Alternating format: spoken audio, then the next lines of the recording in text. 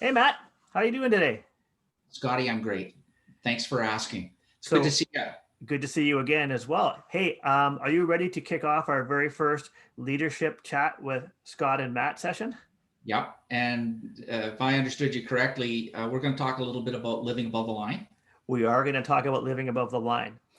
But before we do that, I want to provide a little bit of extra bonus value for anyone watching today, and I want them to understand a little bit about who we are, how we met, and why we like working together. So, do you remember the very first time we met? I do. Well, there's not very many people that I get along with so famously, so quickly. We met about 3 years ago. 3 years to the You, month. Yep, it's our you were coming anniversary. to work, you were coming to work on a workshop I was involved in. Yep. And by the time we got to the hotel, on a half-hour cab ride, we were stumbling over each other's bad jokes and enjoying each other's taste in music. So Similar sense of there's not, humor, similar taste in music, and we both discovered after working with each other that we also enjoy working with leaders.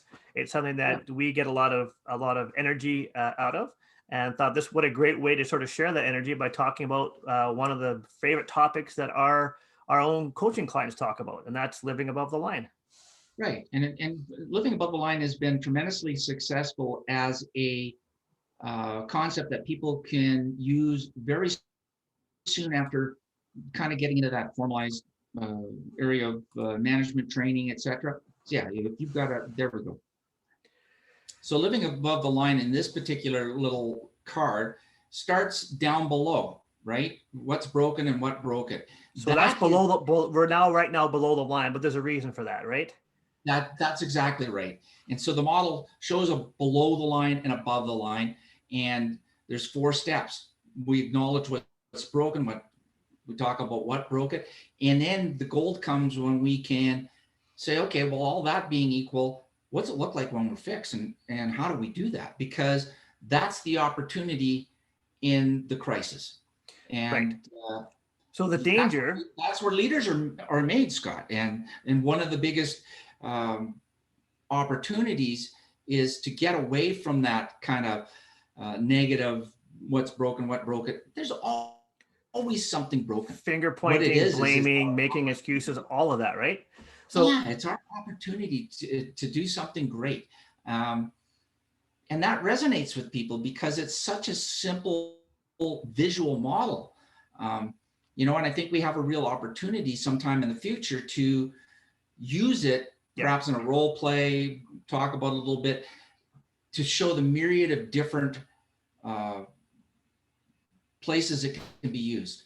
So as an And example, just sorry to interrupt, Matt, but as an example, I was chatting with somebody just the other day, and they were sharing with me that as they practice, as you mentioned, this tool, they're now becoming more aware of the fact that, oh, I'm in a room full of people, and a couple of them are living below the line. They're staying down there. They're blaming. They're making excuses, or they're because they're now thinking about this and they've been trained on it. They've been coached on it. They catch themselves, and as you alluded to, part of that awareness now allows them to start thinking, okay, I need to shift my thinking or the thinking of the group up into that third and fourth quadrant, right?